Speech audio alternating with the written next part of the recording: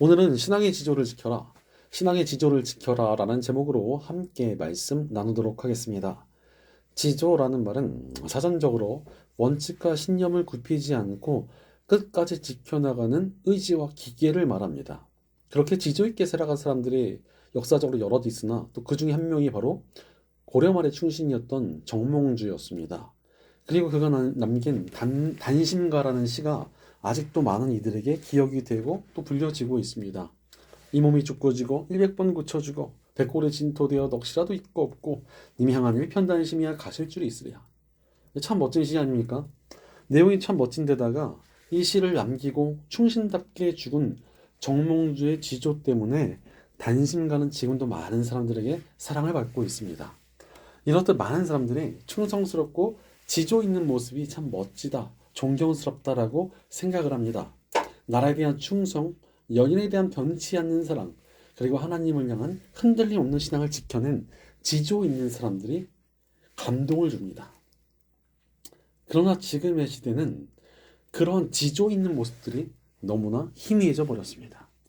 나라에 대한 충성보다는 개인을 앞세우는 사람들이 많아졌습니다. 변치 않는 사랑보다는 탐욕과 음란함과 자신의 욕망에 충실한 사람들이 너무나 많아져 있습니다. 신앙의 지조를 지키며 살아가는 크리스천들 역시도 많지 않은 것 같습니다. 그것은 바로 이 시대를 살아가는 사람들의 마음이 참으로 가벼워져 있기 때문입니다. 미국 드라마나 영화를 보니까 프로포즈를 하니까 막 상대방이 울고 불고 소리 지르고 난리가 납니다. 그런데 한국에서 프로포즈를 하면은 그 정도는 아닌 것 같습니다. 프로포즈 사진들 봐도 다 그냥 생긋웃게 웃고 있고 나 좋아하는 정도인 것 같습니다. 제가 해봤는데 확실히 울고불고는 아니었습니다.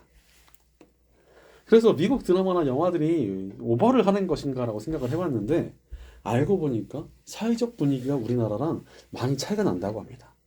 개인주의가 강한 서구권에서는 결혼보다는 거의 동거 위주로 생활을 많이 한다는 것입니다. 그러다가 다른 짝이 생기면 미련 없이 떠나는 분위기이기 때문에 다들 결혼을 한다는 책임을 꺼린다고 합니다. 그럼에도 내가 결혼을 함으로써 당신을 평생 책임지겠다고 말을 하니까 프로포즈를 받으면 이것의 감동이 너무나 커가지고 울고불고 한다는 것입니다. 문제는 이러한 개인주의적인 영향을 우리나라 사람들 조금씩 받고 있는 것 같습니다. 실제로 젊은 세대들에게 점점 가벼운 연애가 유행하고 있습니다. 쉽게 만나고 쉽게 헤어지고 심지어는 환승이별이라고 해가지고 헤어지자마자 바로 다른 사람으로 갈아타는 일도 많습니다.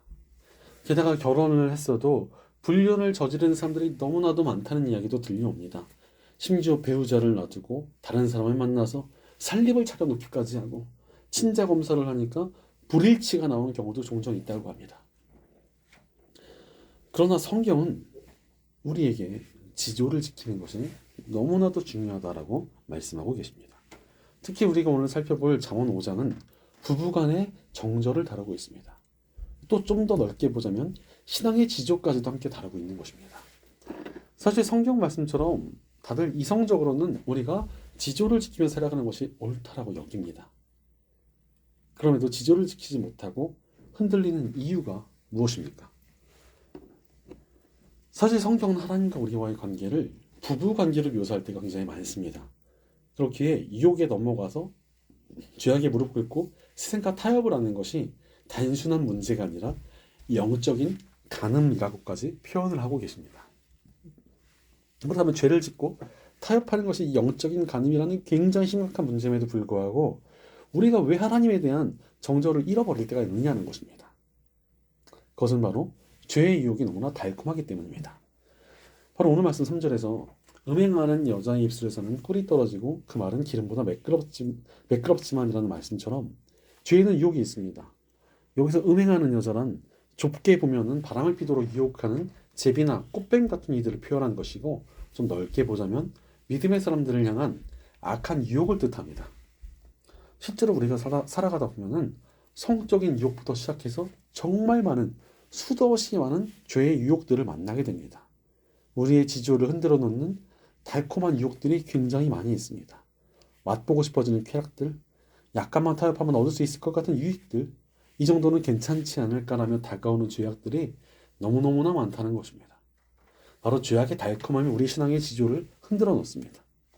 그 달콤함 때문에 은근히 유혹에 넘어가는 사람들도 있습니다.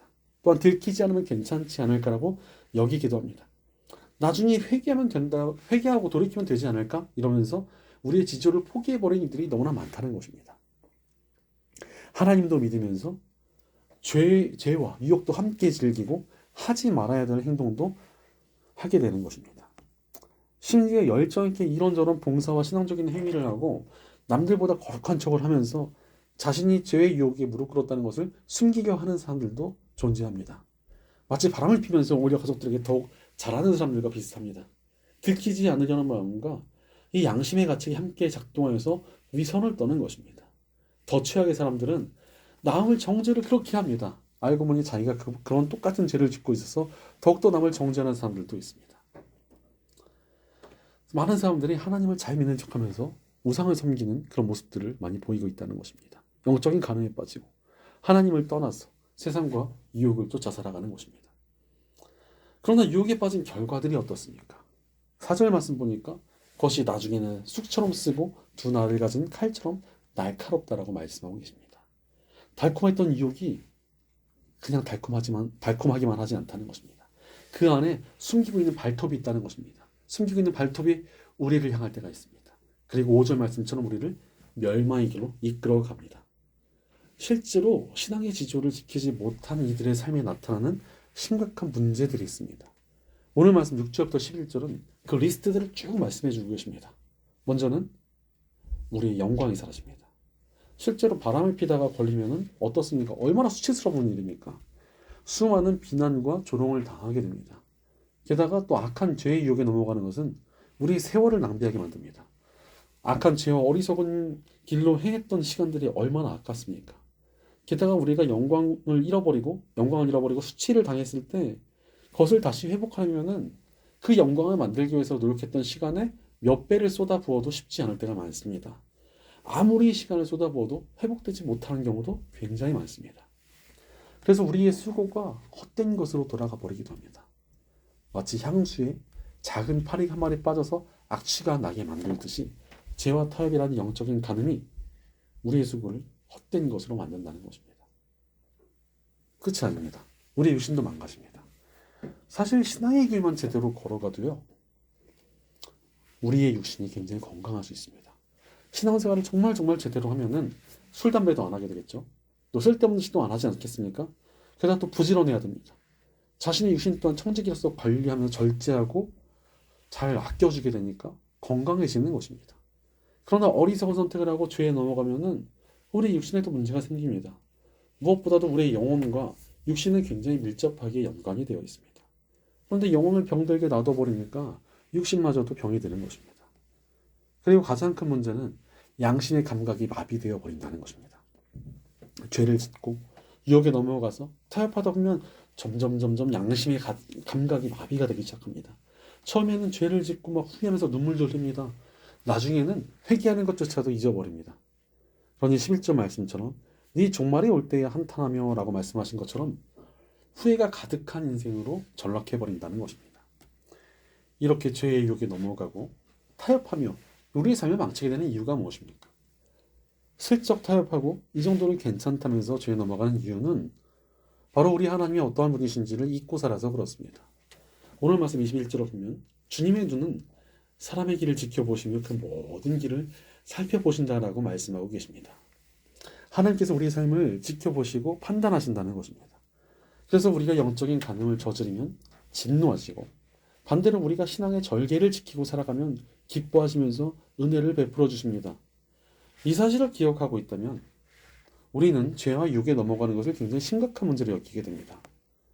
그러나 이 사실을 잊어버릴 때 자꾸만 타협하고 유혹에 넘어지게 되는 것입니다. 그러니 우리는 우리를 지켜보시는 하나님을 기억하며 신앙의 지조를 지켜야 합니다. 오늘 말씀 1절과 2절을 보면 지혜와 명철의 귀를 기울이며 분별력을 가지고 입술의 지식을 굳게 지키라고 말씀하십니다. 바로 늘 신앙 안에서 지혜롭게 살아가라는 것입니다. 그리고 그렇게 한순간도 영적인 간음에 빠지지 않도록 우리 삶을 지혜롭게 지켜낼 때 우리를 지켜보시는 하나님께서 우리를 기뻐하십니다. 바로 우리 하나님께서는 정결한 사람을 정말 기억하시고 또 그렇게 하나님을 기쁘게 해드린 이들에게 은혜를 베푸시며 복 주실 것입니다. 그러니 늘 지혜롭게 신앙의 지조를 지켜야 합니다. 그럼에도 불구하고 많은 사람들이 신앙의 지조를 지키지 못한 채 죄의 유혹에 무너져 버립니다. 왜 그렇습니까? 왜 죄를 짓고 왜 죄의 유혹에 넘어가는 것입니까? 바로 헛된 호기심 때문입니다. 바람을 피는 사람들 보면은 너무나 이해가 되지 않는 비이성적인 모습을 보일 때가 굉장히 많습니다. 심지어 너무나 화목한 가정, 너무나 아름다운 부인을 두고서도 별로 매력도 없는 사람한테 가가지고 그 사람과 바람이 나는 그런 모습을 보이는 사람들도 굉장히 많습니다. 그래서 왜 바람을 피는가 하니까 그 이유가 거의 비슷합니다. 바로 다른 사람, 이 사람과 한번 만나보면은 어떨까 하는 호기심 때문에 바람을 피운다는 것입니다. 죄의 유혹에 넘어가는 이유도 굉장히 비슷합니다. 죄의 유혹에 넘어갔을 때 그 달콤함과 쾌락과 이득이 어떨까 하고 넘어가는 것입니다. 그러나 안타까운 사실은 이 시대를 살아가는 많은 사람들의 지지를 받는 말 중에 하나가 경험은 많을수록 좋다라는 이야기입니다. 더 많은 경험을 가지고 더 많은 호기심을 해결해 본 사람이 더욱 넓은 세계를 가진 지혜로운 사람이라고 여겨지는 것입니다. 물론 많은 경험을 가진 것이 시야를 넓혀주는 것은 맞습니다. 그러나 세상에는요, 경험하지 말아야 할 것들이 훨씬 많습니다. 경험한다고 무조건 좋은 것이 아닙니다. 예를 들어서 담배 같은 경우 한번 봅시다. 담배 피던 분들이 쉽게 끊지를 못합니다. 심지어 몇십 년 동안 금연을 했지만 여전히 생각이 나가지고 괴로워하시는 분들도 굉장히 많습니다. 과거로 돌아간다면 절대로 담배를 손에도 안 댔을 것이다 라고 말씀하시는 분들이 굉장히 많습니다. 죄라는 것들이 다 그래요. 호기심으로 죄에 한번 넘어가면은 그 죄가 한번 살짝 우리랑 닿다 떨어지는 것이 아니라 우리 영혼에 스크래치를 남겨버립니다. 그래서 22절에서 자기 죄의 오용에 걸려들어서라는 표현처럼 죄가 우리를 올가맨다는 것입니다. 한 번의 호기심으로 지었던 죄가 우리 영광을 빼앗아가고 우리 수고 헛된 것으로 만들고 세월을 낭비하게 만들며 영혼까지 해치고 우리를 죄에 중독시킵니다. 한 번 지었던 죄가 깨우 생각이 나고 또 그 죄에 끌려다니게 되고 그 죄 때문에 괴로워하게 된다는 것입니다. 이런 모습에 대한 성경의 평가는 23절 말씀에 나옵니다. 훈계를 받지 않아서 죽고 너무나 미련하여 길을 잃는다. 하나님의 지혜를 쫓지 않는 미련함이 우리의 영혼과 삶을 망가뜨린다는 것입니다. 하나님의 지혜 대신 죄와 세상을 쫓았던 영적인 가늠이 우리의 길을 잃게 하며 우리 인생을 망가뜨리는 함정에 빠지게 한다는 것입니다. 그러므로 헛된 호기심을 거절하고 하나님의 지혜를 붙들며 신앙의 지조를 지켜야 합니다. 그렇다면 우리가 헛된 호기심을 어떻게 거절하고 지혜롭게 살아가려면 어떻게 해야 하겠습니까? 헛된 호기심을 거절하고 지혜롭게 살아가려면 어찌해야 하냐는 것입니다. 복음 안에서 변화되어야 합니다. 사실 우리가 죄에 대하여 또는 유혹에 대하여 호기심을 가지는 이유가 무엇입니까? 마음속에 참된 만족을 누리지 못하고 있기 때문에 그렇습니다. 그러나 우리의 진정한 만족은 복음 안에만 있습니다. 아담과 하와 이후로 죄의 본성을 가지게 된 인류는 죄를 쫓으며 죄를 통해 만족을 얻고자 애를 쓰며 살아가고 있었습니다. 그러나 그 누구도 진정한 만족을 얻은 적이 없습니다. 아무리 많은 것을 얻었다고 하더라도 죽음 뒤의 심판까지는 해결할 수가 없었기 때문입니다. 그렇게 천하를 얻었다고 자신했던 진시황도 죽고 싶지 않아서 불로초를 찾아 헤매다가 집착하면서 온갖 부하들을 다 전국으로 팔도에 보내가지고 자신을 죽지 않게 해달라고 애를 썼지만 근데 죽고 말지 않았습니까? 그러나 복음 안에서만 우리의 만족을 채워줄 수 있다는 것입니다. 복음을 통해 보여주신 하나님의 사랑이 우리의 마음을 진정으로 채울 수 있기 때문입니다. 게다가 복음을 통해 죽음 뒤에 심판에서 우리는 자유함을 얻게 되고 하나님 나라를 보게 됩니다. 그러니 더욱더 우리 마음이 채워집니다. 그리고 결정적으로 복음을 통해 우리에게 오신 성령님께서 우리 마음을 가득 채워주십니다.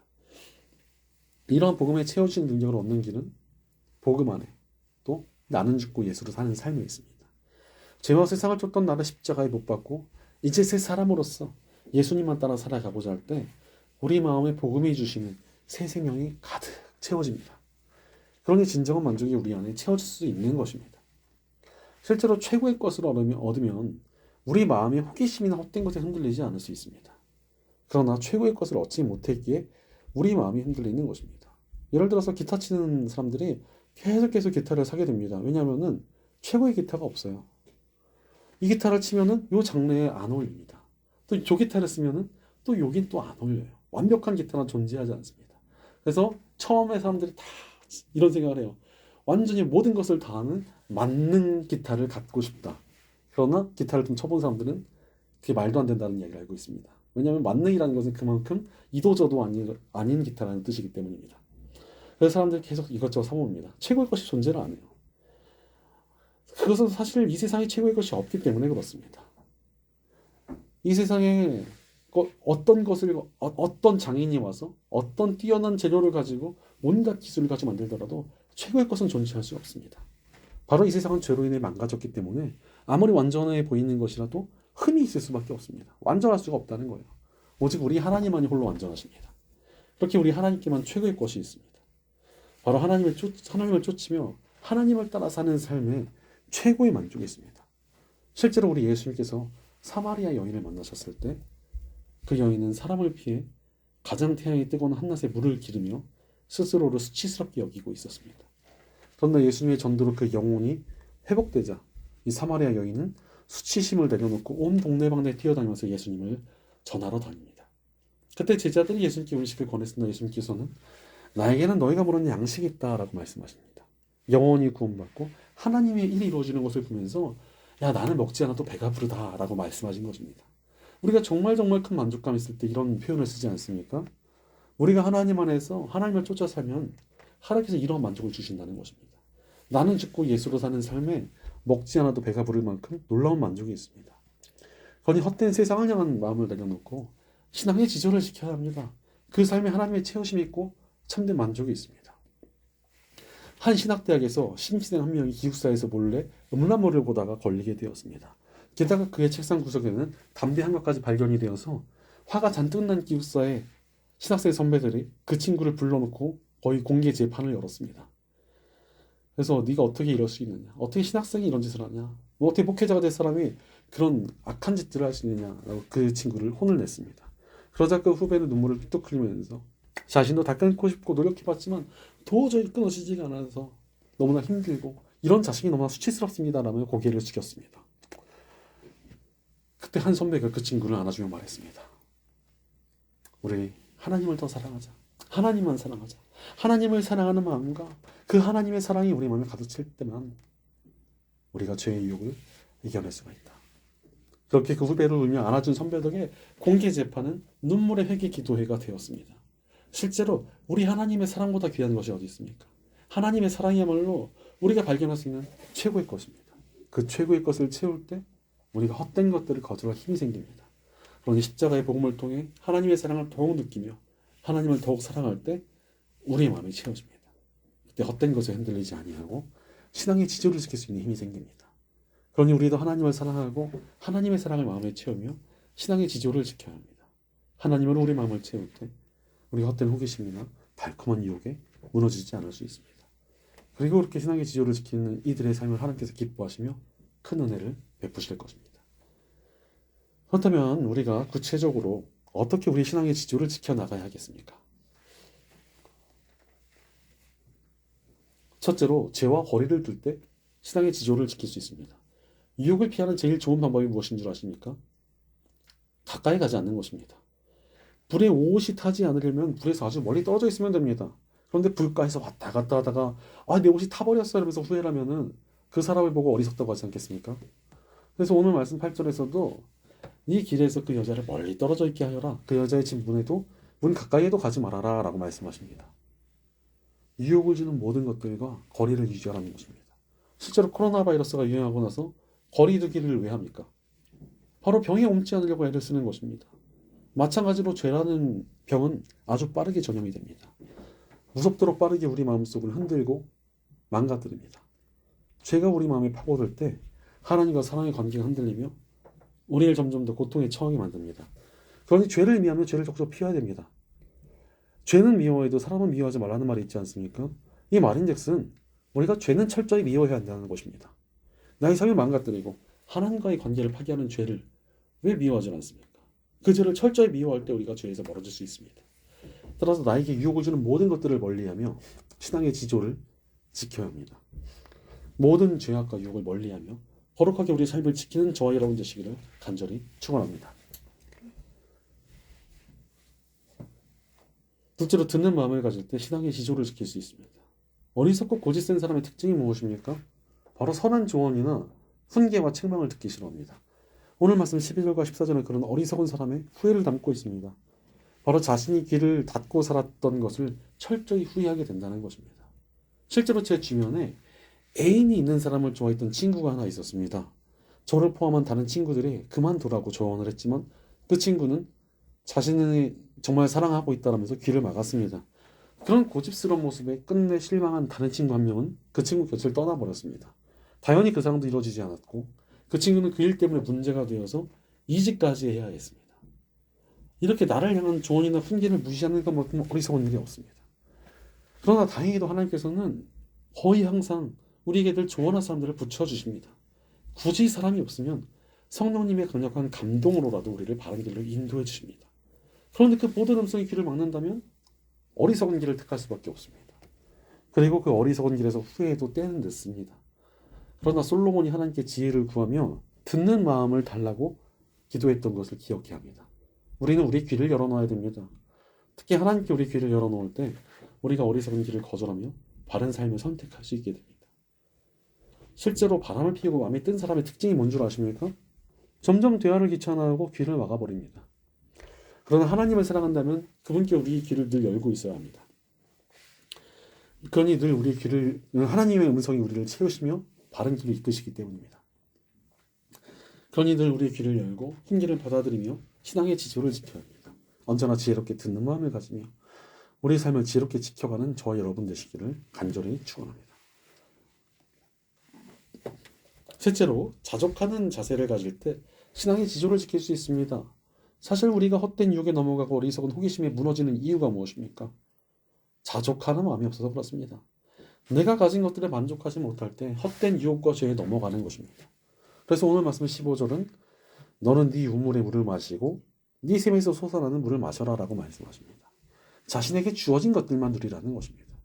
그리고 이어지는 16절부터 18절은 성적인 정절에 대한 이야기로서 하나님께서 정해주신 자신의 배우자와만 사랑을 나누라고 말씀하십니다. 그리고서는 19절에서 아내는 사랑스러운 남사슴, 아름다운 남노루, 그의 품을 언제나 만족스럽게 생각하고 그의 사랑은 언제나 사모하여라 라고 말씀하십니다.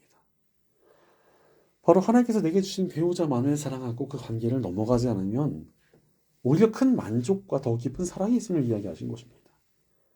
마찬가지로 우리 삶에는 하나님께서 허락해 주신 좋은 것들이 굉장히 많습니다. 거기에 자족하지 않고 다른 것들을 탐내고 궁금해하는 것이 우리를 죄와 사망과 수치로 이끌어갑니다. 그러나 내게 주어진 것들을 감사하며 만족하며 살 때 참 행복이 있습니다. 평생 바람을 피우며 이 여자 저 여자 만나고 살던 분이 계셨습니다.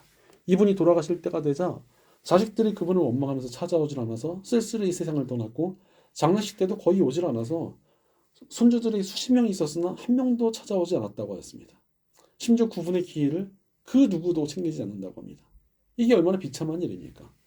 그러나 자신에게 주어진 것들에 만족하고 감사하며 살아가는 사람의 삶은 비참하지 않습니다. 예를 들어서 자신에게 주어진 배우자를 정말 하나님께서 보내주셨으면 기뻐하고 감사하면 더 사랑하게 되고 더 화목하게 됩니다. 마찬가지로 하나님께서 주신 모든 것들을 감사하며 살아갈 때 그 모습이 예배가 되고 그의 삶이 하나님의 기쁨이 될 수밖에 없습니다. 게다가 예배의 선한 영향력이 나타나며 하나님께서 복 주실 삶이 되는 것입니다. 그러니 우리는 하나님께서 우리에게 주신 좋은 것들을 만족하고 감사해야 합니다. 그렇게 자신의 것에 자족하는 인생을 하나님께서 기뻐하시고 복 주십니다. 괜히 나의 것도 아닌 헛된 것을 탐내고 호기심 가져봐야 오히려 더욱 괴로울 뿐입니다. 그러나 나의 것에 만족하고 감사할수록 더 기쁨이 있고 만족이 있고 하나님께서 주시는 은혜가 있습니다. 그러니 자족하는 마음을 가지며 신앙의 지조를 지켜야 합니다. 하나님께서 주신 것들을 기뻐하고 감사하며 자족하는 마음으로 하나님을 기쁘시게 해드리며 더욱더 큰 은혜를 얻는 저와 여러분 되시기를 간절히 축원합니다. 사랑하는 여러분, 신앙의 지조를 지키며 살아가고 계십니까? 우리 신앙에는 지조가 필요합니다. 헛된 세상과 더러운 죄를 쫓아 영적인 간음을 저지르는 인생에는 수치와 후회만 남습니다. 그러나 신앙의 지조를 지킨 이의 인생 가운데 하나님께서 부으시는 은혜와 영광과 참된 만족이 있습니다. 하나님께서 신앙의 지조를 지킨 이들의 삶을 기뻐하시기 때문입니다. 초대교회 순교자인 폴리갑은 86세라는 고령의 나이에 로마 병사들에게 잡히게 되었습니다. 그의 명성과 나이를 보고 그의 처형을 담당한 로마 총독은 이 폴리갑을 회유합니다. 예수님을 부인하고 로마 황제 이름으로 맹세만 한번 해라. 그럼 당신을 바로 풀려주고 편안히 여생을 맞이하도록 해주겠다. 그러나 폴리갑은 이렇게 대답합니다. 86년간 나는 주님의 종이었습니다. 그 세월 동안 주님께서 나를 잘못 대하신 적이 단 한 번도 없으십니다. 그런데 내가 어떻게 나를 구원하신 왕을 부인할 수 있겠습니까? 이렇게 고백하며 그는 신앙의 지조를 지키고 담담하게 화형대로 향합니다. 놀랍게도 폴리갑이 화형을 당할 때 향기로운 냄새가 채용장에 가득했다고 전해집니다. 하나님께서 폴리갑이 보이신 신앙의 지조를 향기롭게 받아주신 것이지 않겠습니까? 마찬가지로 우리가 신앙의 지조를 지키면 하나님께서 우리의 삶을 향기롭게 여기십니다. 그러니 우리의 신앙을 흔들어 놓은 죄악들을 멀리하고 훈계의 귀를 기울이며 자족하는 자세를 가짐으로 신앙의 지조를 지켜야 합니다. 그때 하나님께서 우리 삶을 향기롭게 받아주실 것입니다. 우리 마음에 완전하신 하나님의 사랑이 만족감을 주실 것입니다. 하나님의 놀라운 계획 가운데 우리의 믿음을 사용하실 것입니다. 더 큰 은혜와 축복이 우리 삶에 부어질 것입니다. 그러므로 언제나 하나님 앞에서 흔들림 없이 신앙의 지조를 지킴으로 하나님이 기뻐하시는 향기로운 존재가 되는 저와 여러분 되시기를 주님의 이름으로 간절히 축원합니다. 기도하겠습니다. 언제나 우리에게 완전한 사랑을 베풀어 주시는 하나님 감사합니다. 하나님께서 우리를 사랑해 주시고 좋은 것들을 주셨음에도 우리가 죄와 세상을 향하여 헛된 호기심을 가지며 영적인 간음을 저지르진 않았는지 우리 삶을 돌이켜봅니다. 그러나 주님이 이제 우리가 온전히 신앙의 지조를 지키며 살아가길 원합니다. 유혹을 멀리하며 듣는 마음을 가지고 자족함으로 우리 삶을 지키게 하여 주시옵소서. 언제나 우리의 신앙을 지키며 주님의 사랑으로 우리를 채우게 하여 주시옵소서. 주님의 사랑 안에서 참된 만족을 발견하도록 우리를 인도하여 주시옵소서. 우리 공동체 가운데도 신앙의 지조를 지키며 부러질지언정 휘지 않는 단단함이 있게 하옵소서. 언제나 우리를 사랑하시며 선한 길로 인도해 주시는 우리 주 예수님의 이름으로 기도드립니다. 아멘.